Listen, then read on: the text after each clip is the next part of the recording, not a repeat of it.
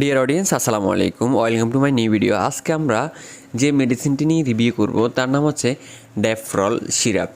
এই ড্যাফ্রল সিরাপ মূলত vitamin D, আর এই সিরাপটি অনেক ফর্মে হয়ে থাকে।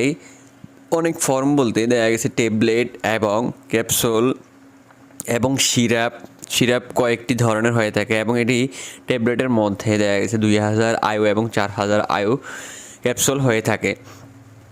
তো এই ড্যাফ্রল কিন্তু যারা ভিটামিন ডি এর অভাব রয়েছে, অর্থাৎ সূর্যের আলো যারা ঠিকঠাক মতো গ্রহণ করতে পারেন না, এই মেডিসিনটি মূলত তাদের জন্য বেশ ভালো একটি কার্যকরী মেডিসিন।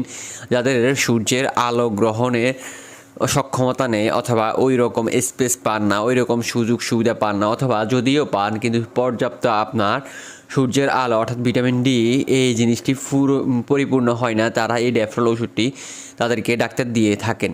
তো এই ড্যাফ্রল ওষুধটি আর কি কাজ করে এবং এটির জেনেরিক নেম, এটি কারা গ্রহণ করতে পারবে না, এবং এর সাইড এফেক্ট ও গ্রহণের নিয়ম থেকে শুরু করে প্রত্যেকটি বিষয় পুঙ্খানুপুঙ্খভাবে আলোচনা করব। তার কারণে ভিডিওতে শুরু থেকে শেষ পর্যন্ত দেখার অনুরোধ রইল। তো প্লিজ ভিডিওটি শুরু করার আগে ভিডিওতে একটি লাইক এবং চ্যানেলটিকে সাবস্ক্রাইব করে অবশ্যই পাশে থাকবেন। আবারও বলতেছি, ওষুধটির নাম হচ্ছে ড্যাফ্রল সিরাপ। এটির জেনেরিক নেম হচ্ছে ক্যালিক্যালসিফেরল ভিটামিন D3, আর এই মেডিসিনটি বাজার করে থাকেন একমি কোম্পানি। আর এই মেডিসিনটি কেন ডাক্তারগণ দিয়ে থাকে, অথবা এটি আমাদের কেন গ্রহণ করা উচিত অর্থাৎ নির্দেশনা সম্পর্কে জেনে নেওয়া যাক। যেসব মানুষ সূর্যালোকের স্পর্শে কম আসে এবং যাদের খাদ্যে ভিটামিন ডি এর ঘাটতি রয়েছে, তাদের দেহে ভিটামিন ডি এর ঘাটতি দেখা যায়।